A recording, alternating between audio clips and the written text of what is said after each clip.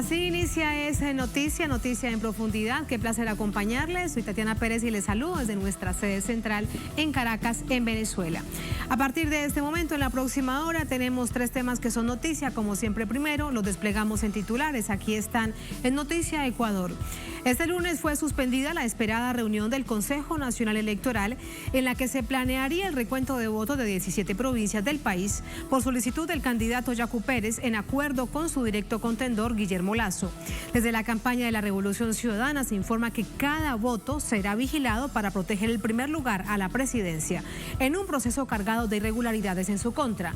Analizamos este escenario. En Noticia Perú. Crece el escándalo en el país por la vacunación secreta contra la COVID-19 de un grupo de dirigentes y de altos funcionarios del gobierno. La primera en renunciar fue la ministra de Exteriores, Elizabeth Astete, y este es el primer gran escándalo que enfrenta el gobierno interino de Francisco Sagasti. En el país hay más de 1.200.000 personas contagiadas de COVID-19. Y en Noticia Cataluña, este lunes el partido Podemos le pide a ERC que descarte a Juntos por Cataluña y explore un ejecutivo de izquierdas. Petición que se da hora después de las elecciones en la región autónoma de España, en donde los independentistas fueron los más votados al Congreso. ¿Cómo queda conformado este mapa político? ¿Cómo se explica la llegada de los ultraderechistas de Vox? Vamos a analizarlo en Noticia que así comienza. Bienvenidos, bienvenidas.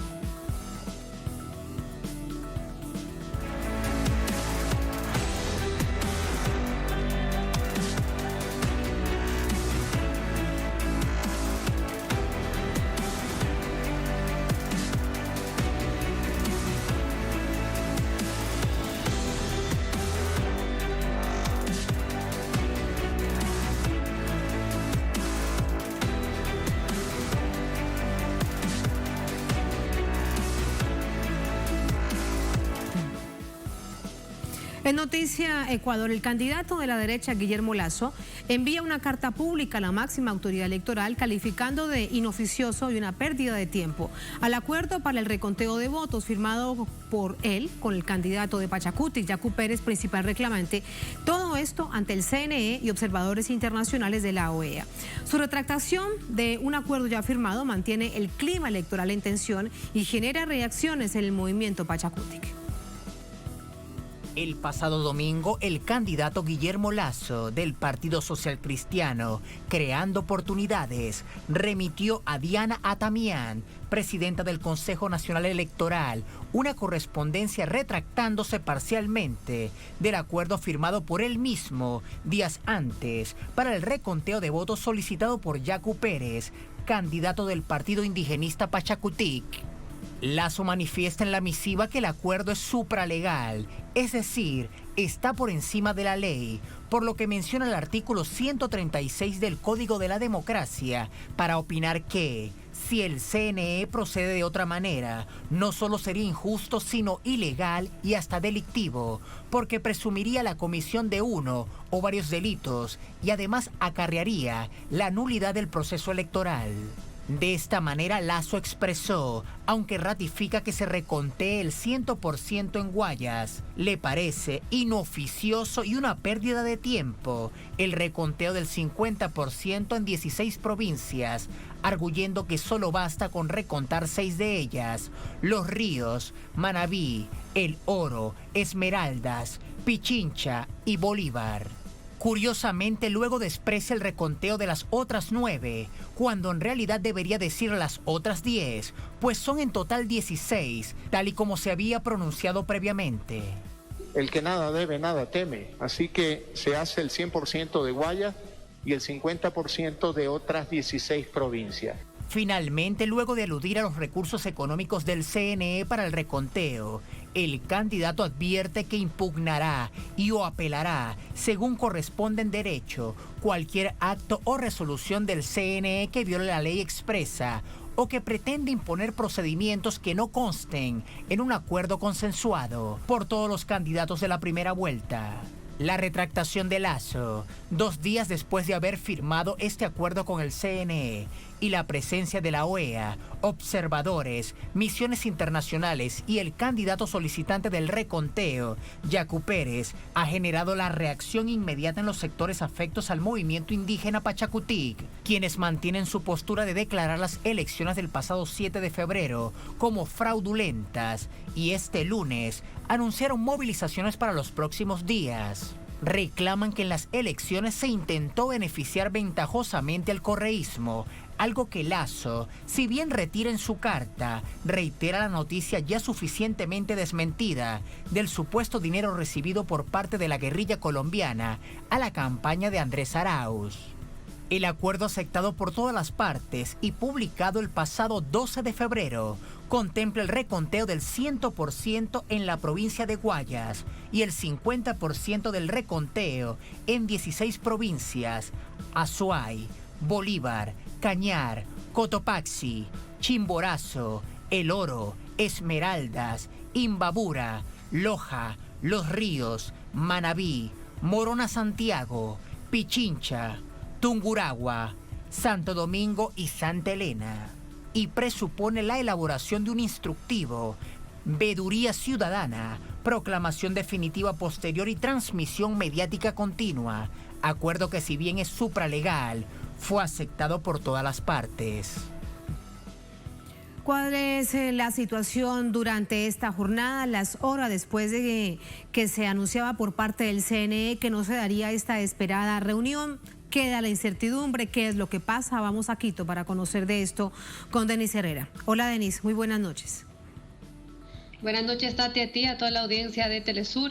Así es, bueno, en medio de todas estas denuncias hechas principalmente por el candidato ahora por Pachacuti, candidato a la presidencia Yacu Pérez, en torno a que sostiene que existe un fraude en contra de su candidatura, se ha despertado también reacciones luego de esta decisión que ha tomado el candidato por Creo y el Partido Social Cristiano, Guillermo Lasso, en torno a no avanzar con este preacuerdo que hicieron el pasado viernes. Recordemos que bien escuchábamos en el informe que se hablaba de diferentes resoluciones que se ejecutarán en torno a este supuesto fraude. Parte de ello es iniciar con la apertura de las urnas al 100% en la provincia del Guayas y que esto se estaría replicando en 16 provincias más, a lo cual Guillermo Lasso ha indicado que si bien se ratifica a que se avance con la apertura de las urnas en la provincia del Guayas, no sería legal o justo no incluir a uno de los candidatos, en este caso Andrés Arauz, que además es el candidato que ganó en primera vuelta, para avanzar en esta resolución en las diferentes provincias, por lo cual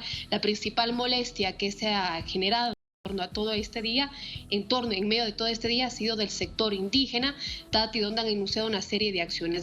Han anunciado primero por parte de la vocería de diferentes bases indígenas, primero la Ecuarunari, quienes indicaban a la mañana de hoy que iniciarán movilizaciones a nivel dentro de su territorio y posiblemente que se movilizarán a la ciudad de Quito. Esto depende de la resolución que tomen las autoridades del Consejo Nacional Electoral. Recordemos que hoy se esperaba una sesión de la reinstalación de la audiencia de escrutinio, donde las autoridades del Consejo Nacional Electoral tenían previsto justamente resolver esta demanda primero presentada por el candidato Yacu Pérez y asimismo este preacuerdo que habían hecho el día viernes con la presencia de las mismas autoridades del Consejo Nacional Electoral y con la delegación de la OEA, donde vimos que horas después Guillermo Lasso se retractó. En ese sentido, el malestar que han tenido las bases indígenas ha sido principalmente contra el candidato Guillermo Lasso. Aluden que estaría respondiendo ahora intereses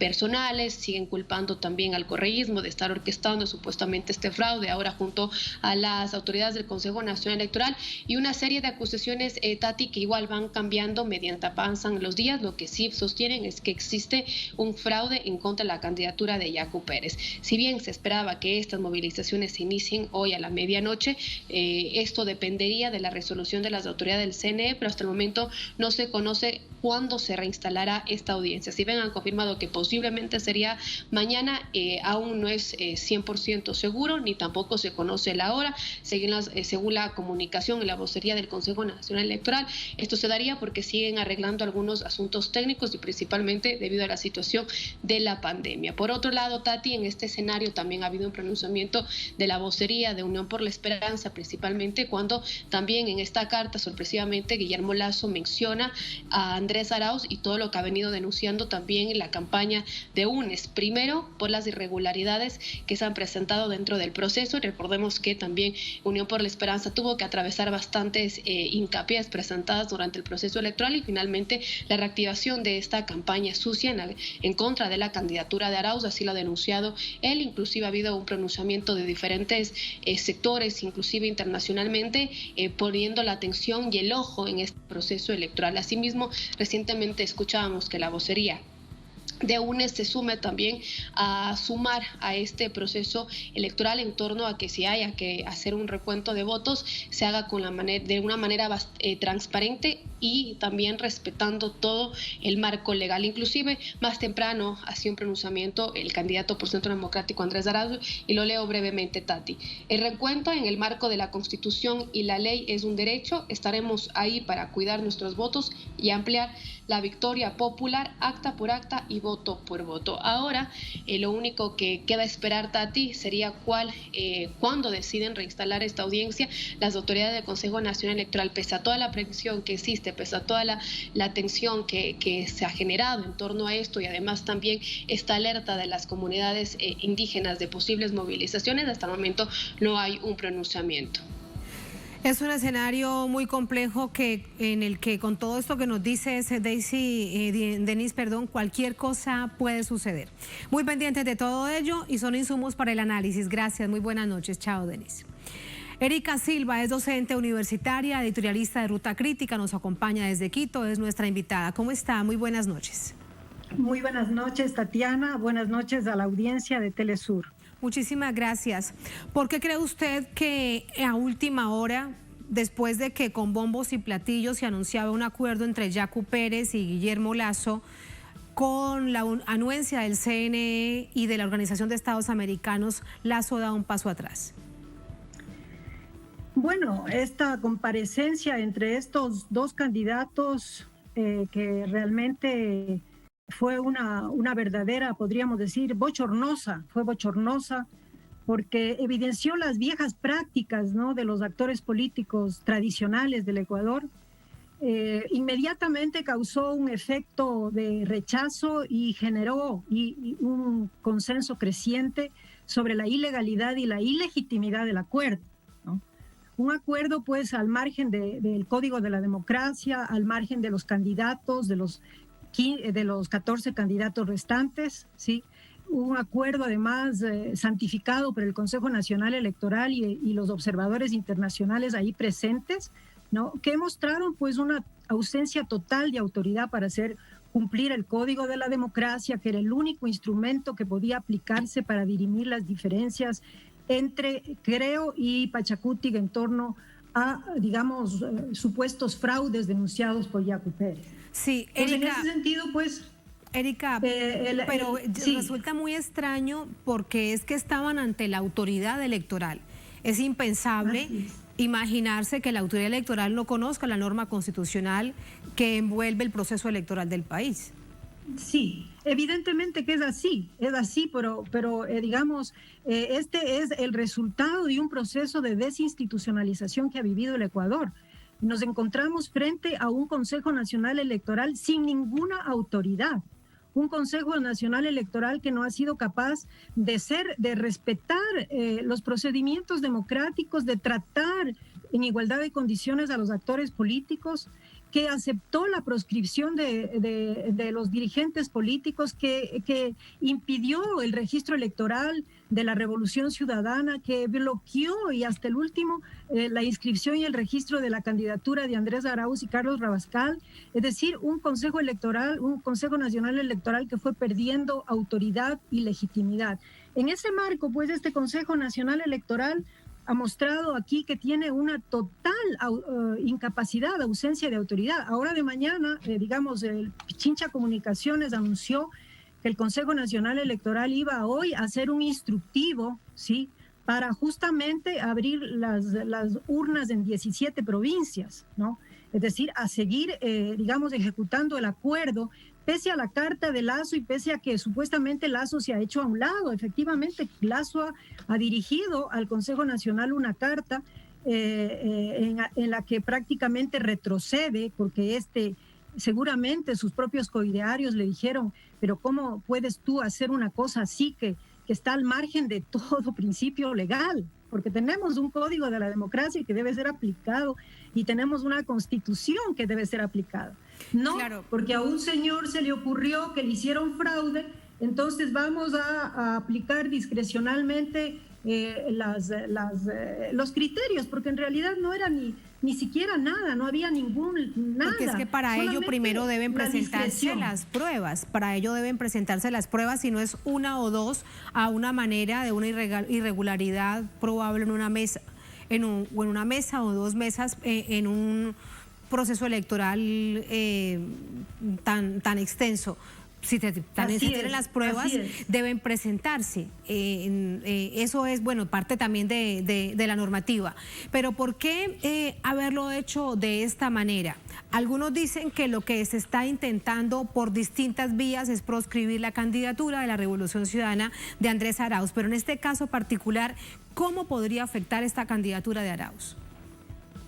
Bueno, por una parte, ¿no es cierto?, los dos candidatos evidenciaron en esta comparecencia su total identidad en cuanto al deseo de poner al margen al progresismo, ¿no?, de derrotar al progresismo.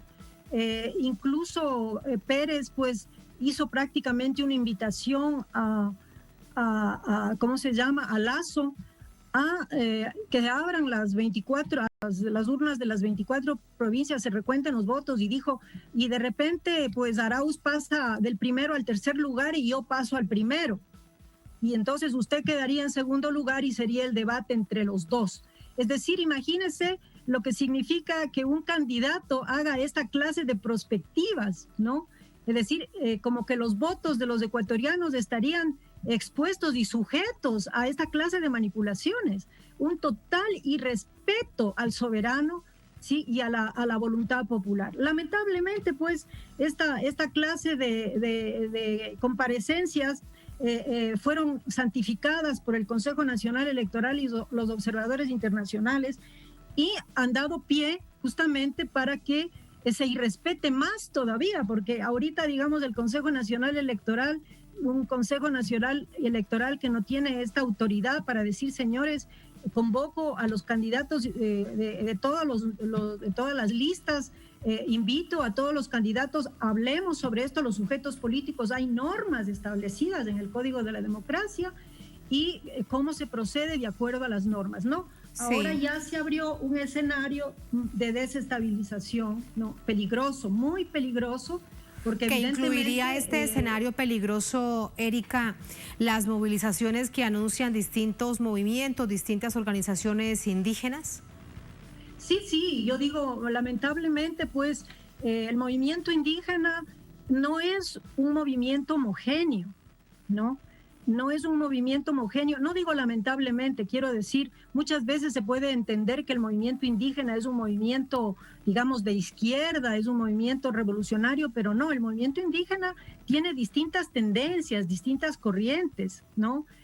Distintas, digamos, actores, es un movimiento que expresa también intereses de clase, muchas veces invisibles, invisibilizados precisamente por el discurso étnico. Entonces, digamos que este candidato indígena no es un candidato justamente de izquierda, ¿no? Es un candidato que tiene, digamos, muchos puentes en términos de propuestas económicas, por ejemplo, que ha hecho en la campaña, propuestas con puentes justamente hacia el neoliberalismo y justamente a estos sectores neoliberales. Es un candidato antiprogresista, militantemente antiprogresista, ¿no? Rechaza pues los procesos progresistas de Venezuela, de Bolivia, de Ecuador, por supuesto, él se define como anticorreísta, pinta pues al progresismo como dictadura, corrupción y todo lo demás, exactamente la misma matriz, digamos, la misma matriz simbólica, podríamos decir, del neoliberalismo, ¿no?, que el neoliberalismo ha construido para los procesos de la región. Sí. De manera, Erika, que no podemos nosotros pensar que estas movilizaciones respondan a una acumulación de avanzada de los sectores indígenas, sino que, digamos, en este marco entonces, Erika, de esta coyuntura, claro, coyuntura están respondiendo a otros intereses. Claro, habría que ver entonces cuántos de esas organizaciones indígenas de movimientos de pueblos originarios se movilizan en función de acompañar el discurso de este candidato, de Yacu Pérez. Es clarísimo, de hecho, años atrás lo hemos visto en las redes sociales que tienen un archivo y veíamos, por ejemplo, cómo celebraba el impeachment en contra de la presidenta Dilma Rousseff. Así es, bueno, él es militantemente antiprogresista, ¿no? Entonces, en ese sentido, pues, su alineamiento con la derecha ecuatoriana y la ultraderecha es comprensible, porque la ultraderecha, pues, también es militantemente antiprogresista. De modo que hay, digamos, vasos comunicantes entre este sector indígena, no quiero decir todo el sector, todo el movimiento indígena, y esto quiero que se quede absolutamente claro, ¿no?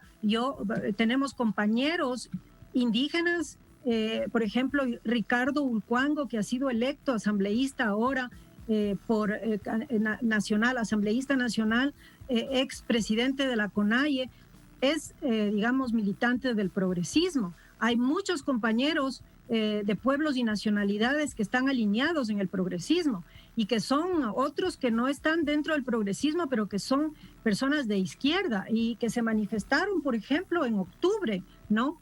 Y justamente fueron los que dieron la cara en contra de las medidas neoliberales del gobierno de Moreno. De modo que no podemos, digamos, mirar al movimiento indígena como un movimiento homogéneo y por lo tanto las movilizaciones indígenas, en este momento hay que ver justamente cuáles son las organizaciones que se movilizan a favor de esto y que quieren prescindir, digamos, de una salida, ¿no? De una salida, digamos, basada en la ley, basada en el Código de la Democracia y sobre la base del respeto al derecho de todos los candidatos. Quiero decir, por ejemplo, y aprovechando esto, quiero decir que Andrés Arauz, por ejemplo, en el recuento de votos, en el binomio de la Esperanza y Andrés Arauz como candidato presidencial en el recuento de los votos rezagados de la provincia del Guayas, está subiendo en el porcentaje de preferencias electorales, ¿no?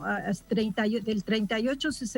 32.68 ha subido al 32.71%. Y además, el binomio de la Esperanza ha obtenido un nuevo asambleísta en la provincia del Guayas, resultado del recuento de estas votos, de estas juntas rezagadas, ¿no? De estas actas rezagadas y en disputa, podríamos decir. De manera que el binomio de la Esperanza se está consolidando en estos recuentos de votos rezagados, ¿no? Y por lo tanto, digamos, se consolida como la primera fuerza política, sí, ¿no? Y mientras todo eso es algo que no puede discutirse. Incluso Lazo, claro, en la carta que remite, reconoce eso y dice que eso no se puede discutir. Y desconocer eso sobre la base de un discurso anticorreísta, obviamente es hacer juego al proceso de desestabilización que se está buscando. Claro, es que lo que dice Guillermo Lazo en esa carta, después de que rectifica, es cierto.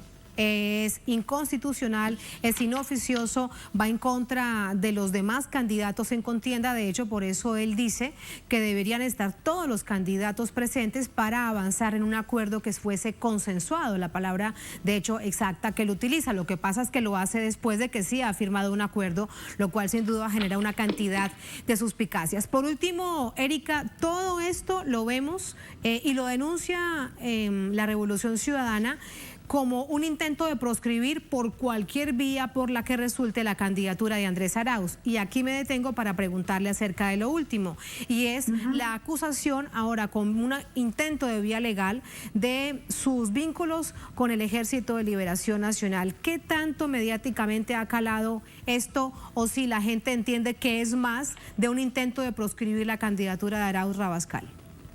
Bueno, para el progresismo es claro eso, ¿no? Es muy claro eso. El progresismo no solamente se ha pronunciado rechazando esto, es un acto de injerencismo claro de la Triple Alianza, Estados Unidos, gobierno de Estados Unidos, gobierno de Colombia y de Ecuador, que obviamente están ya en el acoso, ¿no? Estamos acosados, ¿no? Nosotros, como otros países, otros pueblos y otros proyectos progresistas, viven y sufren el acoso en el día a día. Ha sido constante el acoso durante el gobierno de Correa, ha sido el acoso constante como oposición al gobierno de Lenin, y es un acoso constante ahora en el marco de este proceso electoral. Por supuesto que estamos enfrentando este acoso, ¿sí? Este acoso, doble acoso ahora, digamos, por el hecho de este intento de desestabilizar al proceso electoral, ¿no? Acusando de fraude, ¿no? Acusándose de fraude, sin demostrar que hay un fraude, sino que acusándose de fraude, simplemente teniendo sospechas de fraude, ¿no? Y recurriendo al discurso del fraude. Y por el otro lado, digamos, al asunto del falso positivo que se intenta montar en torno a Arauz, a la candidatura de Arauz para buscar la descalificación. Es así, indudablemente. Los medios de comunicación aquí obviamente han dado bombos y platillos a eso, pero también a nivel internacional se ha difundido, y sobre todo a través de las redes sociales, esta información de que este video es un video falso, ¿no es cierto? Y también esto es un montaje de la revista Esta Semana. Sin embargo, sobre esto pues habrá que trabajar, porque el poder de los medios de comunicación están orientados a la desinformación y sobre todo también al acoso mediático contra con la candidatura del progresismo, ¿no? Lamentablemente, parte del papel de algunos medios de comunicación que dejan tan mal parado el ejercicio del periodismo en el país. En este caso, quiero decir, no todos los medios, sino los medios de comunicación corporativos. Sí, lo entendemos perfectamente, pero no deja de generar pena y vergüenza que actúen de esa manera, ¿no? Muchísimas gracias. Gracias, Erika, gracias por ese análisis. Muy buenas noches. Ya, muchas gracias también por la entrevista. Muchas gracias. Hasta luego. Así nos vamos a la primera pausa en esta emisión de Es Noticia. Al volver en Noticia Perú, crece el escándalo en este país por la vacunación secreta contra la COVID-19 de un grupo de dirigentes y de altos funcionarios de este gobierno y del anterior. La primera en renunciar fue la ministra de Exteriores, Elizabeth Astete, y este es el primer gran escándalo que enfrenta el gobierno interino de Francisco Sagasti. En este país hay más de 1.200.000 personas contagiadas de COVID-19. Lo analizamos al volver en Es Noticia.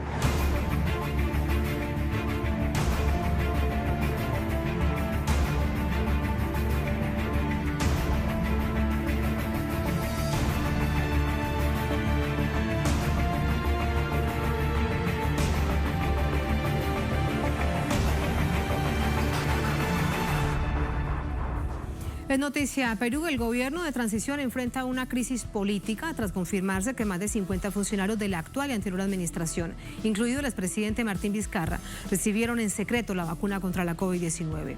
Y esto sucede en medio de la complejidad sanitaria que enfrenta el Perú, que suma 5 ministros de salud de 11 meses de pandemia.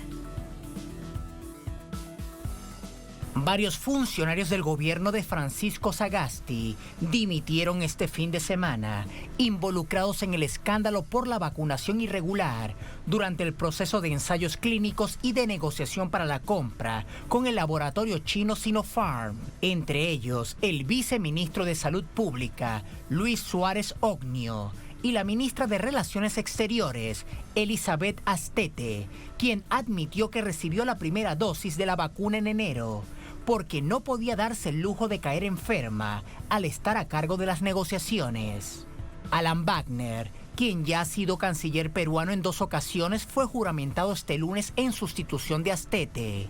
Entre tanto, el médico Óscar Ugarte asumió el sábado el Ministerio de Salud en sustitución de Pilar Macetti, quien se vio forzada a renunciar tras conocerse que el destituido expresidente Martín Vizcarra fue vacunado en octubre. Macetti negó ante el Congreso tener conocimiento del caso, aunque estaba en el cargo desde julio de 2020, nombrada por Vizcarra. Ugarte ya instaló una comisión para investigar los hechos. Se trata del 5º ministro de Salud desde la irrupción del coronavirus y deberá enfrentar los embates de la segunda ola de la pandemia, cuando el país acumula más de 1.200.000 casos confirmados y más de 43.700 fallecidos. El nuevo ministro desmintió a Vizcarra sobre su presunta participación en la tercera fase de los ensayos clínicos, cuando aún era mandatario, para luego expresar su confianza en la vacuna. No he mentido. Mis razones no fueron otras que las que ya he dicho. Quise ser uno más del proceso experimental, para luego expresar después mi confianza en la vacuna que venían desarrollando y con esto garantizar que seamos uno de los primeros países donde llegue la vacuna. Sentía que tenía que asumir ese riesgo como líder para después darlo a conocer en su oportunidad. Mi intención en esa fecha era hacerlo conocido el día que se apruebe la vacuna. El actual mandatario manifestó sentirse indignado por esta situación, que asegura es el ejemplo que han brindado sus predecesores. Aquí hay una cosa mucho más profunda y grave, que tiene que ver con la manera en la cual el presidente anterior, el expresidente, ha tratado de justificar y de plantear y darle vueltas a algo que patentemente era inaceptable por parte de un primer mandatario.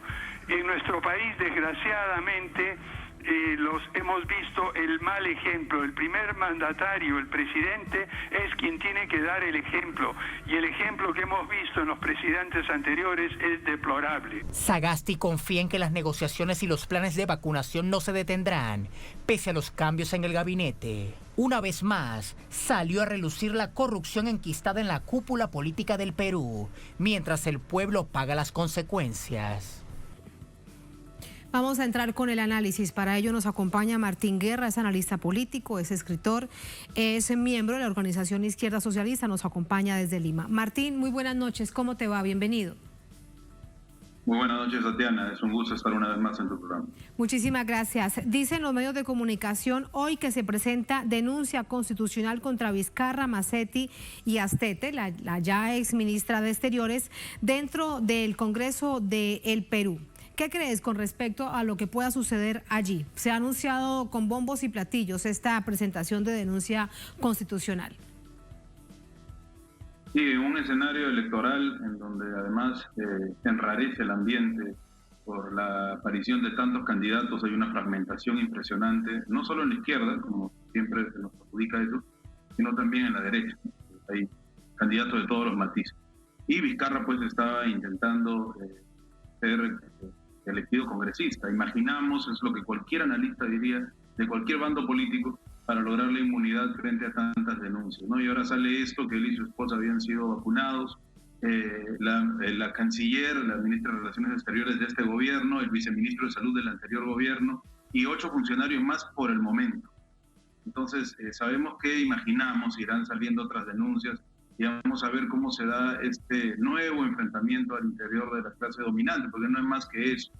Hasta hace muy poco, Vizcarra y Sagasti mantenían cierta unidad en los sectores que representaban dentro de una derecha liberal, etcétera, ¿no? Pero ahora vemos que ya se están enfrentando y ese enfrentamiento ya es por denuncias, ¿no? Cada uno trata de salvar el pellejo, lamentablemente usando esa expresión, de lo que ha significado su lastimero gobierno frente al problema sanitario. Estamos atravesando una de las crisis económicas y sanitarias más graves de toda nuestra vida republicana.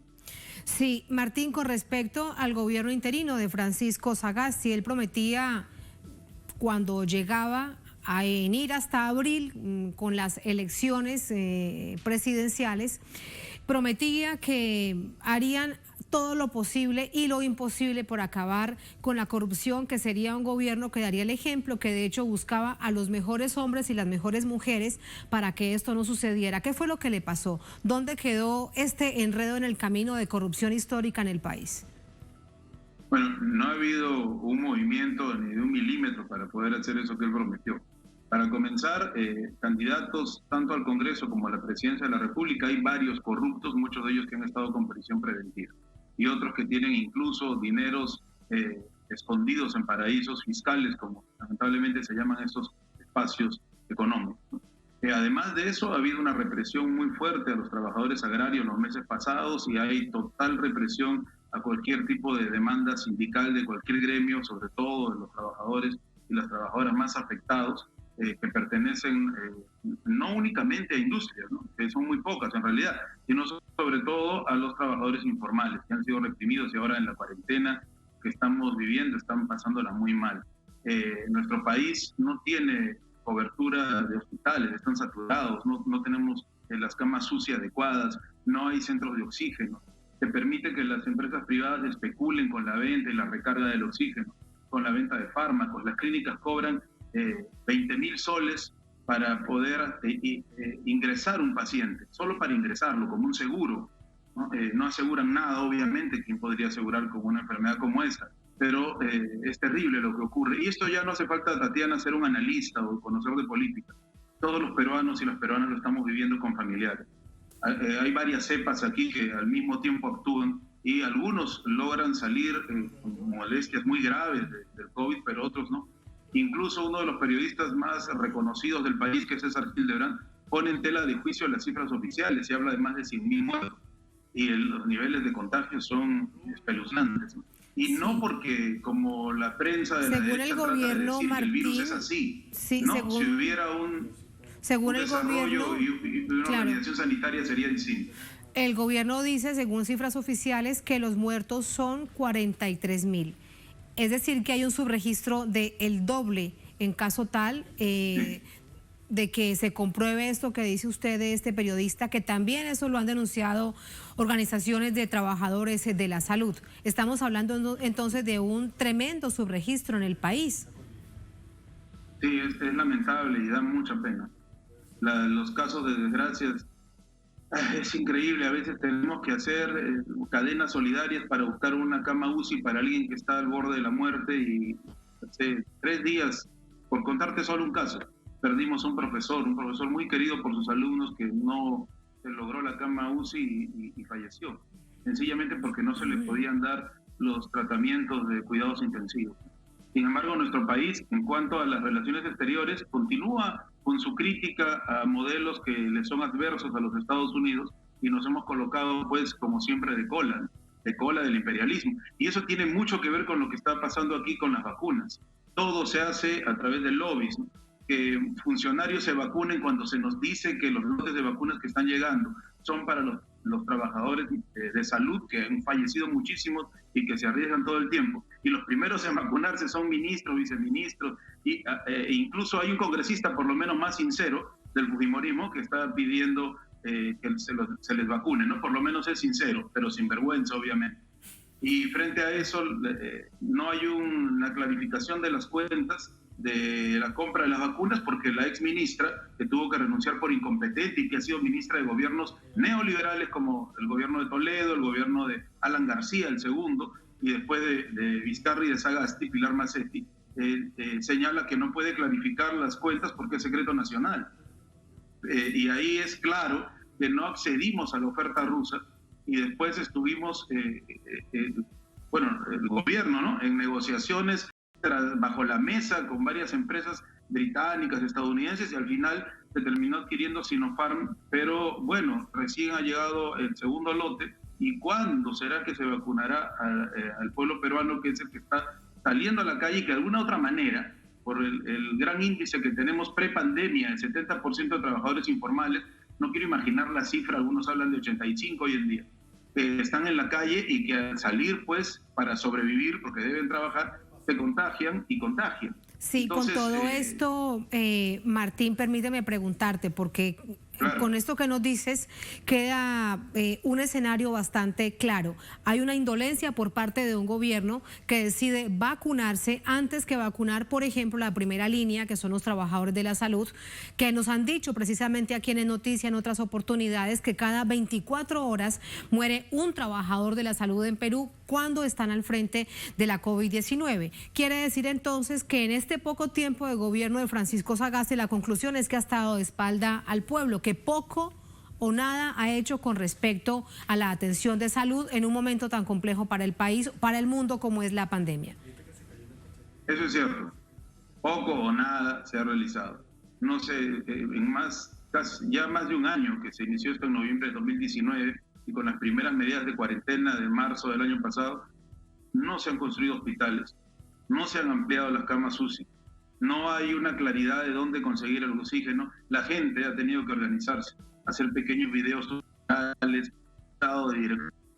Es la gente, el pueblo, la que se ha organizado. El gobierno no ata ni desata, ni el de Vizcarra. Entonces estamos enfrentando una crisis sanitaria que va a traer una crisis económica y una crisis moral muy fuerte. En un escenario donde se vienen además las elecciones y la mayoría de los candidatos pues no tiene una visión clara de lo que quiere el país, y nuestra población se siente por fuera del escenario electoral. No siente que el escenario electoral le compete en estos momentos. La gente está luchando por sobrevivir. Lo bueno, saludamos la vacuna Soberana 2, el plan de Cuba y de Venezuela de lograr antes de fin de año 100 millones de estas vacunas, y así como otras formas de vacunas en el mundo que atentan contra el monopolio capitalista, el monopolio imperialista de la forma de producir y vender las vacunas de la Unión Europea y los Estados Unidos, a través de bloqueos, de lobbies, etc. Lamentablemente el Perú se ha colocado en la cola de esas decisiones imperialistas. Y como cosa otras... curiosa, justo una ministra de Relaciones Exteriores se vacunó, ¿no? Entonces hay una gran relación entre lo que se piensa y la corrupción, lamentablemente. Es lo que es, ese es el clarísimo ejemplo, por eso te lo pedía que nos lo resumieras de esa manera, y en un contexto de elecciones, queda muy poco, 11 de abril son las elecciones presidenciales en el país, de lo que hablaremos en otra oportunidad. Muchísimas gracias, Martín, como siempre, muy buenas noches. Muchas gracias a ti, muy buenas noches. Muy buenas noches. Así nos vamos a la última pausa en esta emisión de Es Noticia. Al volver en Noticia Cataluña. Este lunes el partido Podemos le pide a ARC que descarte a Juntos por Cataluña y que exploren un ejecutivo de izquierdas, una coalición de izquierdas. Una petición que se da horas después de las elecciones en la región autónoma de España, en donde los independentistas fueron los más votados para el Congreso. ¿Cómo queda conformado este mapa político? ¿Cómo se explica la llegada de los ultraderechistas de Vox? Porque han sido sin duda una sorpresa y prenden las alarmas en esta región autonómica de España. Vamos a verlo al volver en Es Noticia.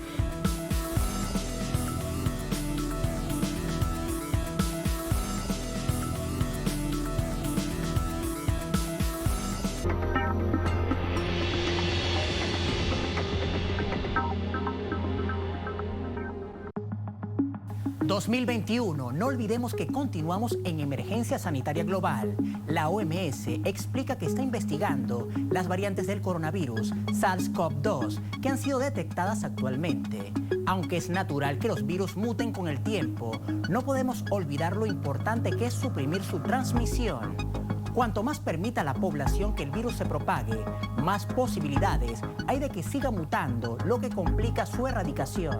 Debemos seguir responsablemente las indicaciones y las normas de bioseguridad que los gobiernos han implementado como medidas de prevención y acción. Al cuidarte, cuidas a todos.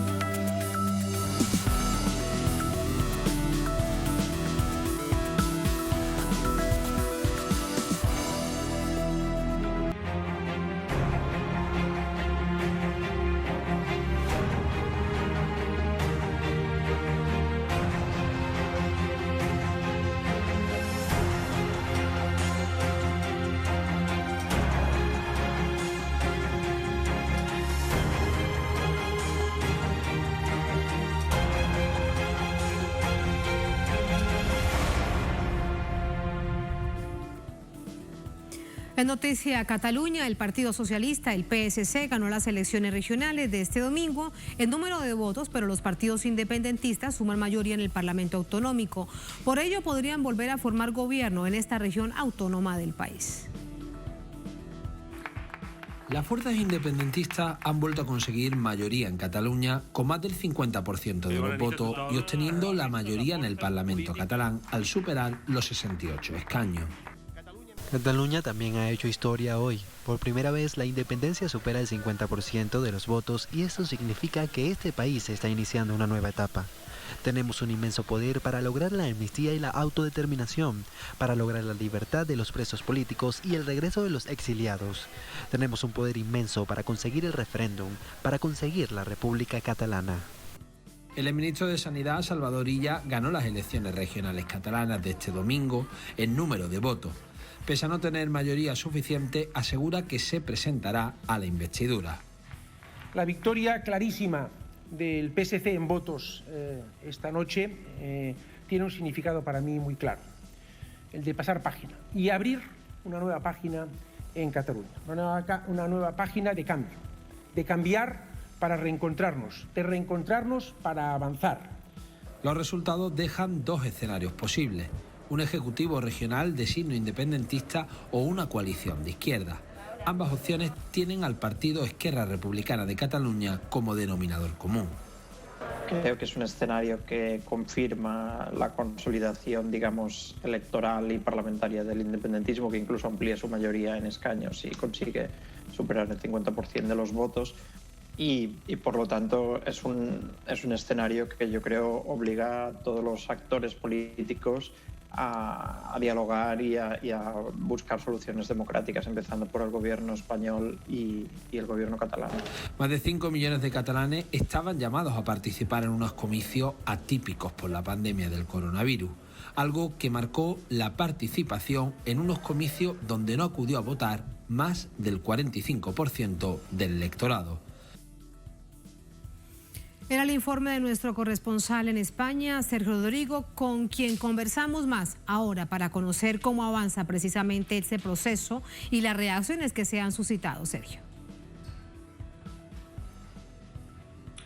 Muy buenas, pues la lectura un día después de los comicios electorales en Cataluña ha sido la victoria por más de la mitad de los votos escrutados para las fuerzas independentistas, que han obtenido además la suma de las tres fuerzas independentistas la mayoría del Parlamento de Cataluña. Unas elecciones reñidas donde el PSC, el Partido Socialista de Cataluña, y su candidato, el exministro de Sanidad, Salvador Illa, consiguieron la victoria en votos. Sin embargo, no han conseguido mayoría para poder formar un nuevo ejecutivo en Cataluña.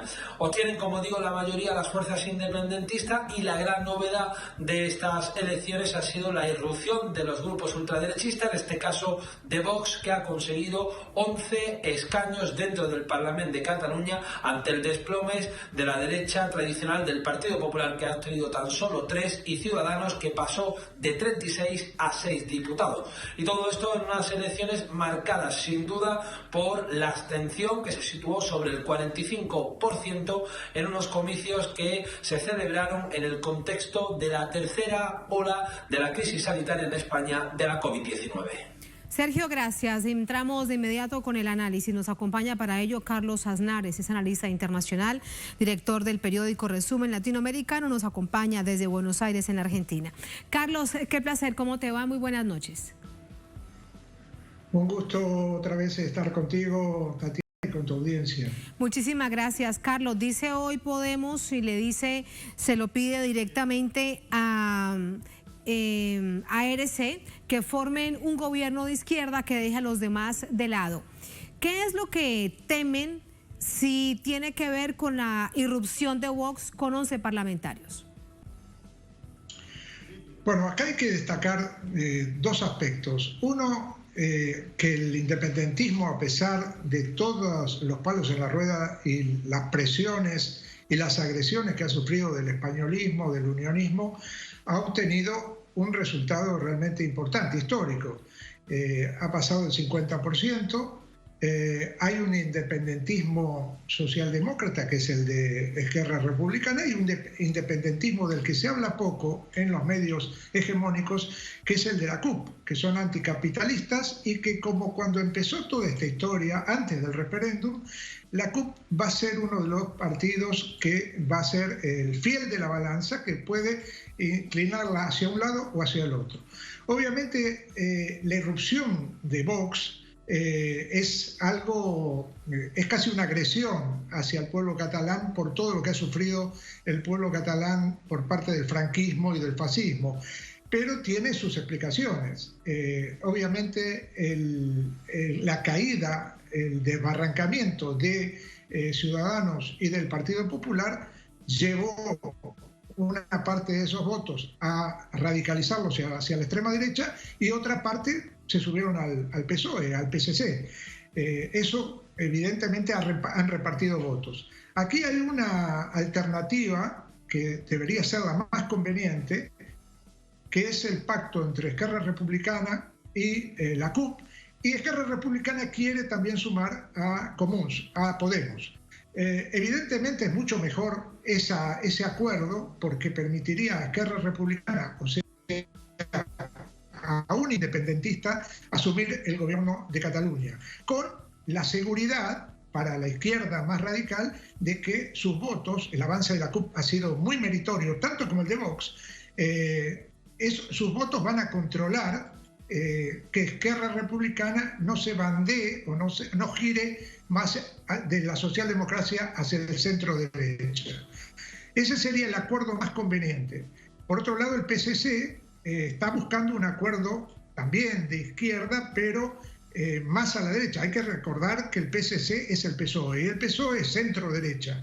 O sea, hablar del PSOE como izquierda es un error. El PSOE es centro-derecha ya a esta altura de la situación. Y el PSC va a buscar un acuerdo más con lo que significa la derecha en general, la derecha catalana, puede ser Junts, que también obviamente le tiene bastante tirria al PSC, porque en general no han trabajado en plan de unidad con ellos, sí. Han sufrido la agresión del Partido Socialista. Todo esto que dices es un escenario muy, muy interesante, Carlos, porque entonces los vemos al PSOE y a Podemos unidos en este gobierno de coalición, el gobierno de España, pero en Cataluña, por todo digamos, lo que se está viendo, pues se alejan, así que llama pues bastante la atención. Sí, porque evidentemente Podemos a nivel español, a nivel del Estado español, si bien reconoce la autonomía y darle más autonomía a Cataluña, no está de acuerdo con una república catalana. Por eso que este acuerdo que está planteando RC, que intenta sumar a los anticapitalistas y a Podemos, puede ser un acuerdo difícil de lograr, porque desde Madrid la dirección de Podemos puede generar allí un quiebre si ese acuerdo se da, porque evidentemente Esquerra Republicana va a intentar en algún momento, junto con la CUP, llegar a la independencia, aunque sea moderada, pero la independencia al fin. Y esto es lo que no quiere España. Y esto tampoco lo quiere, evidentemente, el acuerdo que tiene el PSOE con Podemos a nivel nacional. Claro, sin duda. A manera también de lectura, te pregunto sobre dos hechos para saber si son correctos. Uno, y es que hay un mayor nivel de independentismo, tal vez con más conciencia política en la votación a través del deseo independentista del país, esto por un lado. Y con respecto a la votación de Vox, si es que había un sector que han tenido siempre ese pensamiento franquista, que es lo que representa Vox, y que al final de cuentas se quitaron la careta.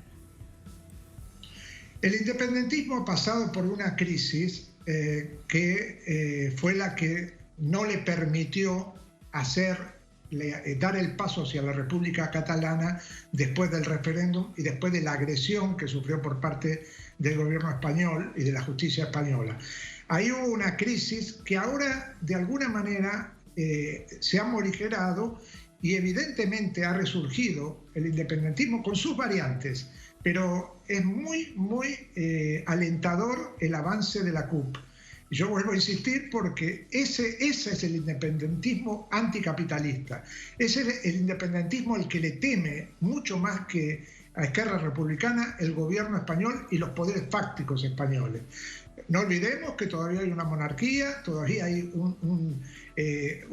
hay sectores importantísimos de la justicia española que agreden permanentemente al independentismo, que hay presos, que hay exiliados. Por eso la CUP, evidentemente, en el pacto que se haga, va a reclamar que tenga una fecha concreta la idea de generar una república independiente. Y un paréntesis aquí, un paréntesis aquí con respecto, un paréntesis aquí antes de escucharte con respecto a lo otro que era sobre vos, si se han quitado o no realmente la careta, y es esto que bien nos recuerdas de los presos políticos. ¿Podrán realmente empujar, ser una especie de presión para liberar a quienes aún están presos y los exiliados que regresen al país?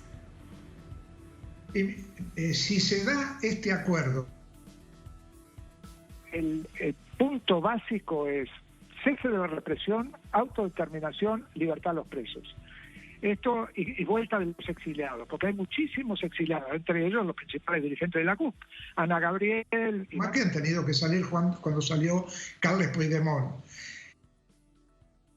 A Vox yo creo que sí estaba presente esa idea de extremismo derechista en la sociedad catalana. Era una minoría, pero acicateado por toda la campaña que ha hecho el gobierno español a lo largo de todos estos últimos años, de que Cataluña no merecía la autodeterminación y todo lo demás, ha crecido una idea más radical. No solamente Cataluña, en todo el país, en todo el Estado español, Vox ha avanzado en votos. Hay que recordar la elección importante que hizo Vox en Andalucía, que Andalucía siempre fue una trinchera del PSOE o por lo menos de la izquierda socialista. Así que no es sorpresivo que Vox avance, sobre todo cuando Ciudadanos se rompe, porque Ciudadanos representaba también el neofascismo y bueno, Vox le demuestra a Ciudadanos que radicalizando las posiciones con la línea anti-inmigrantes y con la línea de atacar al independentismo, sobre todo violentamente, se consiguen votos también en Cataluña. Eso que dices, eso último que dices es terrible, porque hemos visto videos que siguen apareciendo de la agresividad y es impresionante en contra de los independentistas. Por último, con eso te despido. Malo para los populares y sin duda para Ciudadanos. Ya están diciendo que Casado no va a ser gobierno de nadie y que mejor se vaya. Muchísimas gracias, Carlos, por todos esos detalles. Sí, dime. Gracias, Tatiana, pero es bueno que los populares se desbarranquen también, Realmente hay muchos que lo aplauden después de gobiernos tan dolorosos para el pueblo español. Gracias, Carlos. Un abrazo, buenas noches. Un abrazo. Así ponemos punto final a esta emisión de Noticias. Gracias a ustedes como siempre. Un placer, sigan con nosotros.